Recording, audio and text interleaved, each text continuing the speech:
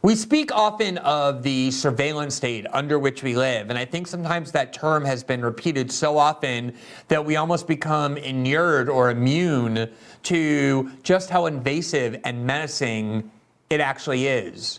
This has been something that we've been discussing since at least the advent of the internet and the emergence of the war on terror, in which the threat of Al-Qaeda and terrorism justified in the minds of a lot of Americans the need to have the US government collect enormous amounts of information on us, which was previously unthinkable to even permit them to collect, let alone monitor, store, and analyze.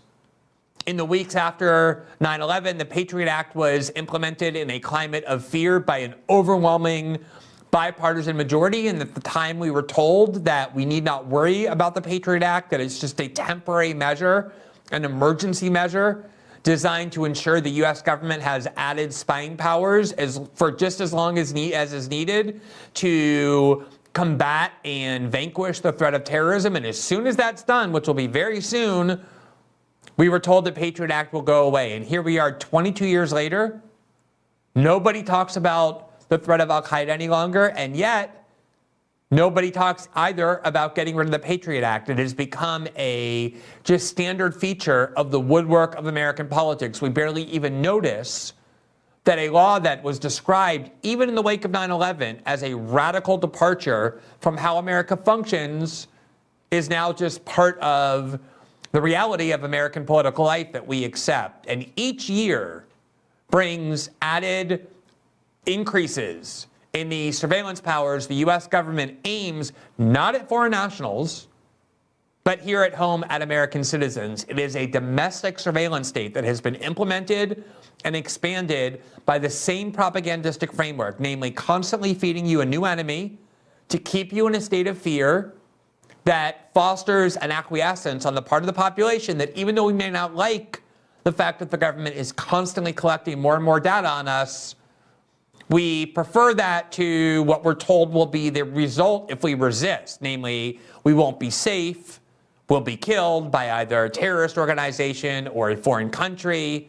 Even though we spend more in our military than the next 12 nations combined, we're constantly being told by the US government and their media allies that we're at constant risk.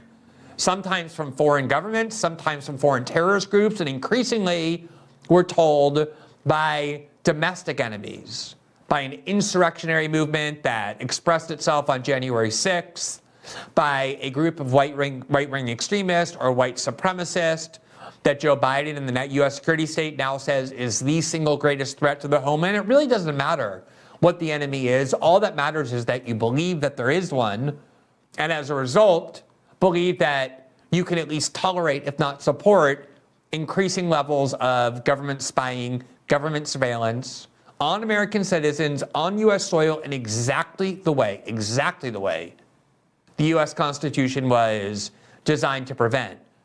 Last week, we commemorated the 10-year anniversary of the start of the Snowden reporting, which began on June 6, 2013, which revealed for the first time the existence of a mass, indiscriminate, suspicionless system of domestic electronic surveillance that the US government, through the NSA, had implemented in complete secrecy without any democratic debate.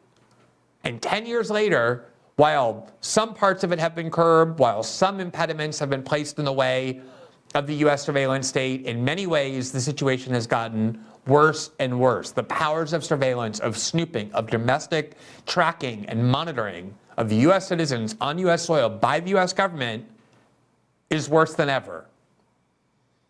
And we now have a newly released report that doesn't come from a media outlet. It doesn't come from an anonymous source leaking or making unverified claims to a media outlet. It comes from the US government itself. The Director of National Intelligence, Avril Haines, who was the Deputy Director of the CIA under President Obama and is now Joe Biden's number two, or the Chief Intelligence Official, the Director of National Intelligence, coordinating all intelligence agencies for the Biden administration, received a report at her request that was classified about the extent to which the US government, the US security state, is purchasing what it calls commercially available information information that is available on the open market for a price that contains not just publicly available information, but deeply invasive information about who you are, what you do in your life, where you do it, with whom you do it. Information that gives the government a very sweeping picture of your life. In fact, this information is so invasive that there's no question, even the US government admits that if they wanted to collect it on their own through their surveillance powers, they would need a search warrant in order to do it. That's how invasive it is. They have no right to collect this information on you by themselves. But internally, in secret, they adopted a theory that as long as the information is commercially available, in other words, for purchase on an open market, aggregated by data collection firms or social media companies or some combination thereof, they have the right to buy whatever it is they want about you, collect it, store it, analyze it, and utilize it without a search warrant on the grounds that it is commercially available. Now, rather than show you a couple of media reports that have emerged on this new report, I want to instead show you the document itself and key parts of the document. I want to take some time to go through it because I think it's important for you to hear in the government's own words a report to the DNI, the Director of National Intelligence, about exactly what it is they're doing. This report, as you see here, was compiled in 2022 and it was approved for release. It was declassified by the Office of Director of National Intelligence only because a couple of members of the U.S. Senate, to their credit, including Democratic Senator Ron Wyden of Oregon, a longtime privacy advocate, was badgering and hectoring the DNI for its release. So this report originally was not meant for your eyes. It was compiled in total secrecy, and it bore a designation of secret, which meant it was a crime for anybody to reveal it. Only because of political pressure, a unique and rare example of the Senate actually performing their oversight functions on the U.S. Intelligence Committee, was this report made public, and we can now learn how commercially available information is being purchased by the U.S. government using your tax dollars to learn everything they can about you, and their own description of how intrusive this information is, of how much subject it is to abuse, is something that you ought to hear from their own mouth, so you don't have to wonder if this is an anonymous source exaggerating its importance, or a media outlet, or someone like myself describing it in melodramatic ways. So let's look at some of the key parts of this report. Here you see the title. It says it's for the Office of the Director of National Intelligence. It's from a senior advisory group panel on commercially available information. So here is how the report begins. Quote, "There is today a large and growing amount of CAI, commercially available information, that is available to the general public, including foreign governments and their intelligence services and private sector entities, as well as the U.S. intelligence community. CAI, commercially available information, clearly provides intelligence value, whether considered in isolation or in combination with other information, and whether reviewed by humans and or machines. It also raises significant issues related to privacy and civil liberties.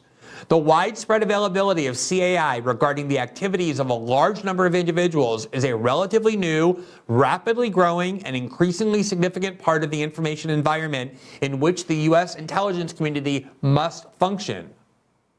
There is today a large and growing amount of what the U.S. intelligence community refers to as commercially available information, CAI.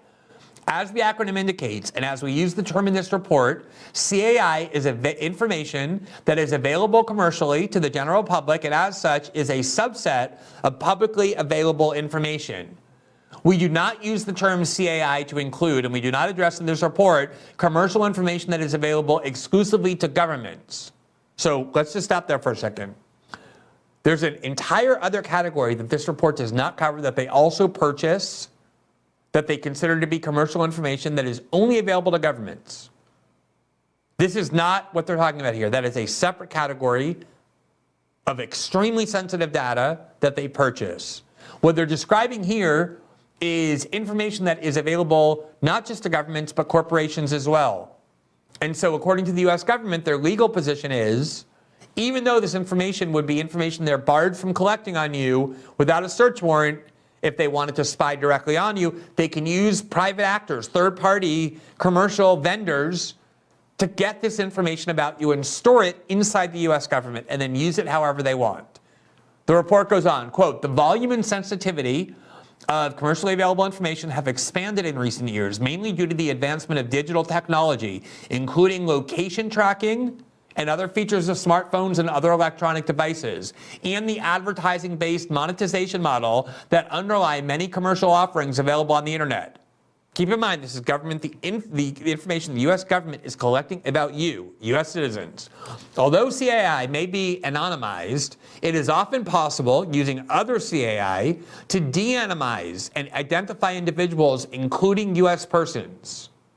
So, the information sometimes may come without any indication of whose information it is. Sometimes commercial actors purchasing it don't care who you are. They just want to use it to identify what you like, what you do, in order to better sell to you. But the government doesn't care about that. They're not interested in a profit motive. They're interested in learning about you so they can control you, so they can monitor and track the domestic population. And what they're saying here is, even if the information sometimes is anonymized, they have the ability, using other information that they buy, to connect it to who you are in terms of your real life, your real identity, your real name. Here's the government going on with its report. Quote, CAI clearly provides intelligence value, whether considered in isolation or in combination with other information, and whether reviewed by humans and or machines. The IC currently acquires, the intelligence community currently acquires a significant amount of CAI for mission-related purposes, including in some cases social media data, and then the rest is redacted, and many other types of information. As a resource available to the general public, including adversaries, CAI also raises counterintelligence risks for the intelligence community. It also has increasingly important risk and implications for US person privacy and civil liberties, as CAI can sometimes reveal sensitive and intimate information about individuals. Without proper control, CAI can be misused to cause substantial harm, embarrassment, and inconvenience to US persons.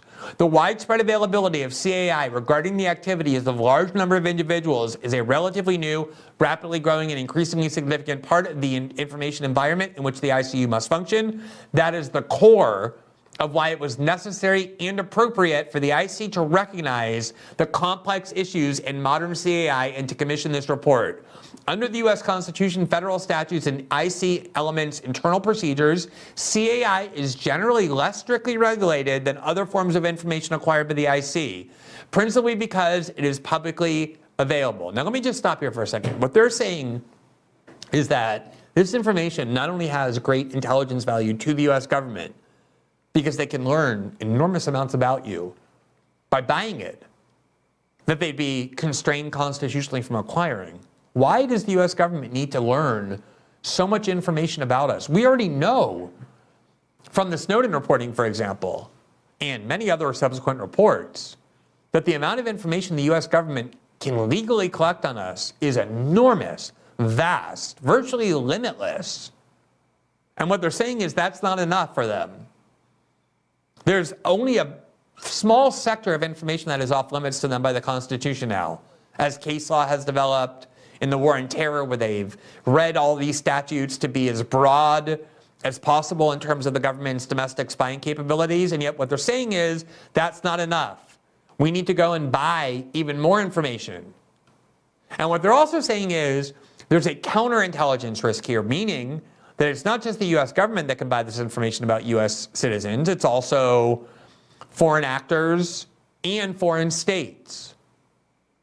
Now, this is one of the reasons why I've long been suggesting to you that a lot of the hysteria around TikTok, namely the claim that China has created TikTok to be a spying machine on Americans, a fear that the government disseminated and then introduced a law to give them the power not only to ban TikTok, but multiple other social media outlets, never made sense to me. Why would China need to create and maintain and promote a social media company to spy on Americans when all of this information is available on the open market for China to buy? If you look at who actually owns TikTok, these are people who are basically capitalists. The main founder and the CEO is somebody who was born in Singapore. He's not even Chinese. He left Singapore to go to the London School of Economics and then work for Goldman Sachs, a very standard profit-motivated person. I say this not to say that TikTok isn't a bad influence on American culture. It very well might be. But the claim that the Chinese need TikTok to spy on you never made sense to me, given what this report is saying, that all of this information is available on the open market. The US government buys it and so does China.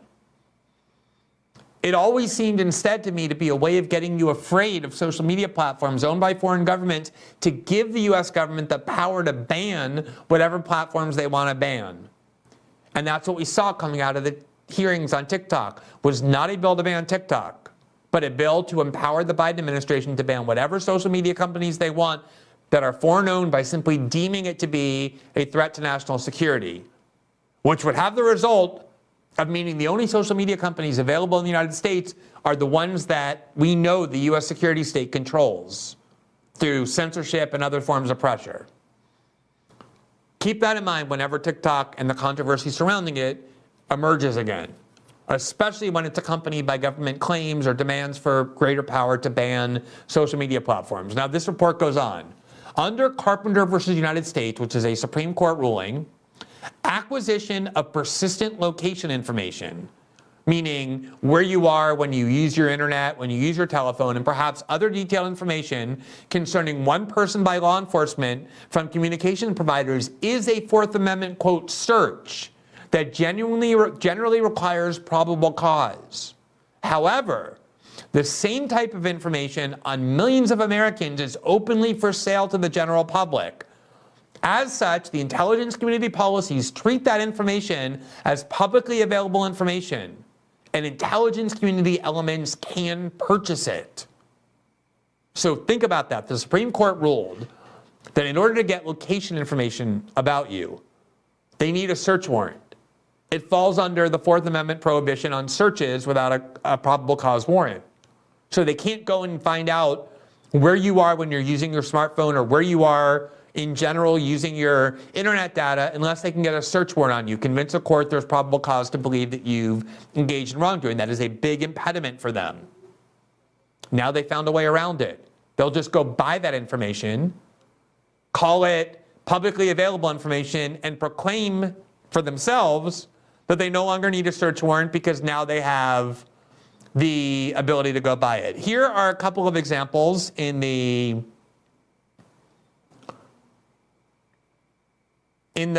are a couple of examples of the types of information that they are able to buy and are buying. So here, for example, from Thomson Reuters, the CLEAR program is powered by billions of data points and leverages cutting-edge public record technology to bring all content together in a customizable dashboard. LexisNexis offers more than 84 billion records from 10,000 plus sources, including alternative data that helps surface more of the 63 million unbanked or underbanked US adults. So those are just some of the examples. I can't read the rest, so we have to go back to there. You see Exodus has over 3.5 billion records updated monthly, and PQ collects and combines scattered content from social sites, news sources, homepages, and blog platforms to present comprehensive online identities. So that's just 4 examples of the billions of data points they are buying to learn more about you. And here's what they say about those types of purchases. Quote, as these examples show, there is a large and growing amount of commercially available information in existence and offered for sale, some of it sensitive with respect to privacy. The market for CAI, including analysis and exploitation of CAI for insight, is evolving both qualitatively, e.g. as to the types of data available, and quantitatively as to the amounts of data available. See, for example, this March 2021 summary from Gartner. It includes significant information on U.S. persons, much of which can be acquired in bulk.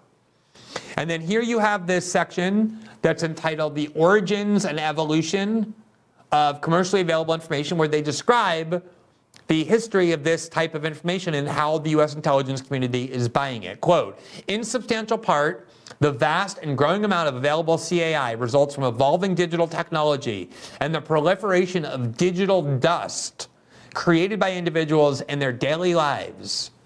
As our TOR explains, quote, the digital revolution has placed an incredible amount of information into the hands of private actors, many of whom seek to sell the data.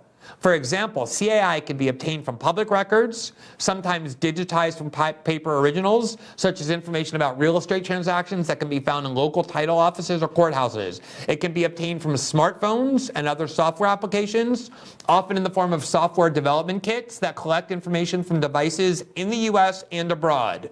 And CAI can be obtained from cookies and other methods, sometimes associated with real-time bidding for sales of online advertising that track end users as they browse the internet. In April 2021, a bipartisan group of US senators raised questions about, quote, the sharing of Americans' data through real-time bidding, the auction process used to place many targeted digital advertisements. The details of these digital developments are beyond the scope of this report. It is sufficient for our purposes and widely understood among intelligence professionals and policymakers that they have significantly contributed to the profound increase in CAI. In other words, the intelligence community is such a lucrative and prolific purchaser of this information that they are driving the market for this data. This is one of the most important places these companies go to sell this data, is to the US government. Why does the US government need to collect all of this information about its population? People who are not suspected of having done anything wrong. How is this a legitimate function of the US government? And the fact that this has been done behind a wall of secrecy so that everything that involves or pertains to this program has been marked classified or top secret and means it's a crime to reveal it, means there's been no democratic debate about whether we want the US government having the capability to use our tax dollars to purchase enormous amounts of information, incredibly invasive information according to their own descriptions, that give them a complete picture of how we live our lives. These are the kinds of things that actually matter, that you cannot turn on CNN or read the New York Times in order to learn about. Because this is what the government really does. It happens in the dark. The report goes on, quote, the DAI, the Defense Intelligence Agency, currently provides funding to another agency. I wonder who that might be. So the DAI is providing funding to another agency that purchases commercially available geolocation metadata aggregated from smartphones. The data DAI receives is global in scope and is not identified as, quote, US location or foreign location data by the vendor at the time it is provisioned to DAI. DAI processes the location data as it arrives to identify US location points that it segregates in a separate database.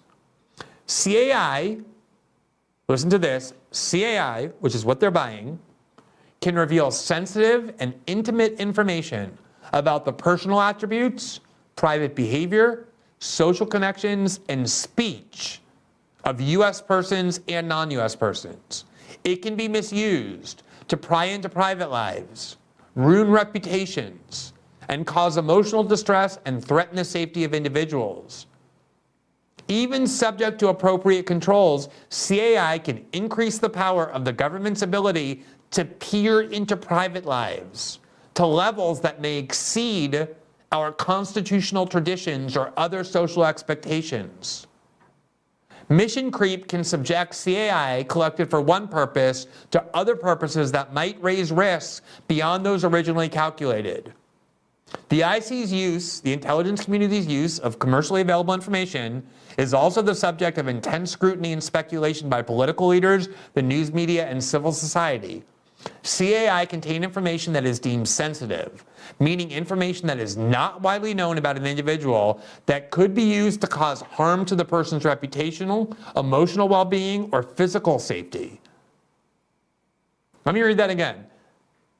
CAI contains information, this is what they're buying, that is deemed sensitive, meaning information that is not widely known about the individual that could be used to cause harm to the person's reputation, emotional well-being, or physical safety.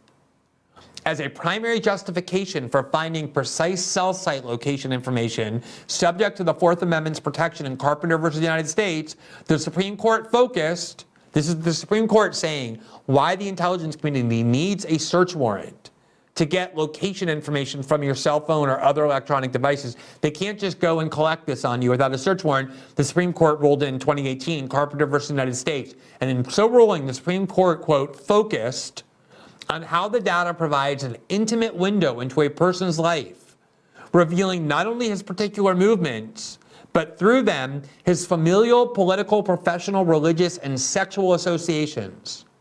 These location records, quote, hold for many Americans the privacy of life.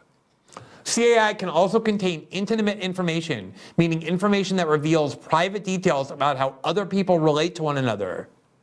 Studies document the extent to which large collections of sensitive and intimate information about individuals, CAI or not, can be subject to abuse. Document examples of abuses, government officials spying on actual or potential romantic partners involving other intelligence collection, demonstrates the potential for comparable abuses of CAI held by the intelligence community. In the wrong hands, namely the US intelligence community, sensitive insights gained through CAI could facilitate blackmail, stalking, harassment, and public shaming. Does anybody think this is a legitimate function of the US government to be collecting? Putting the power to destroy people's lives and reputations into the hands of the CIA and Homeland Security and the FBI with no limits of any kind on their ability to use it because they've internally decided that because this information is commercially available, it means there's no limits on their ability to collect and use it? Does anyone want the US government doing this? But there's no debate on that, so it doesn't matter what you want or not. They've just done it. Here, the report continues. The title of this next section is CAI increases the power of the government. You think? The government, this is the report, the government would never have been permitted to compel billions of people to carry location tracking devices on their persons at all times, to log and track most of their social interactions, or to keep flawless records of all their reading habits. Yet smartphones, connected cars, web tracking technologies, the Internet of Things, and other innovations have had this effect without government participation. While the intelligence community cannot willingly bind itself to this information, it must appreciate how unfettered access to CAI increases its powers in ways that may exceed our constitutional traditions or other societal expectations. CAI also implicates civil liberties.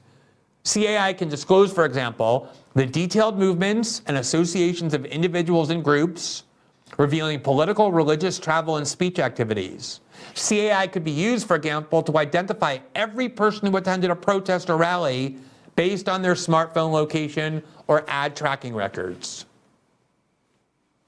Now, the reason I didn't want to quote from a media report, and there aren't very many, about this record, this document, this report, is because it's so much more accurate and reliable and more chilling to hear the US government's own description of what they're collecting and the dangers it poses and the power it gives them in their own words. And remember, this report was never intended to be public.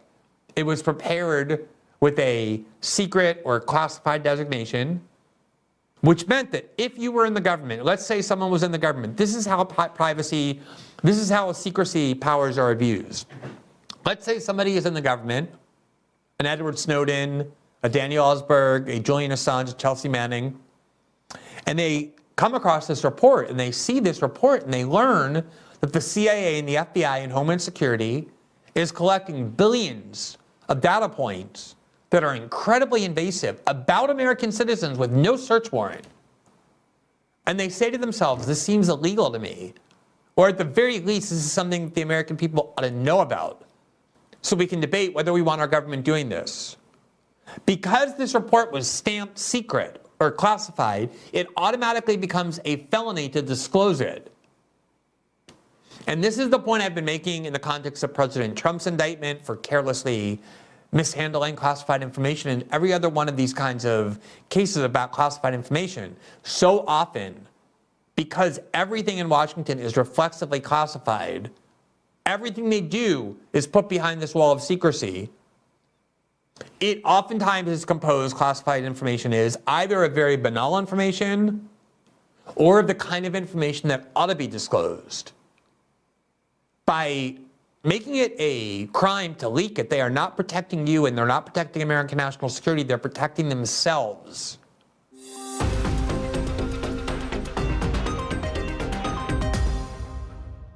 Thanks for watching this clip from System Update. Catch our full shows for free, live weekdays at 7 p.m. Eastern on Rumble, and join our locals community at greenwald.locals.com for all of my written journalism, exclusive after-show Q&As, and more.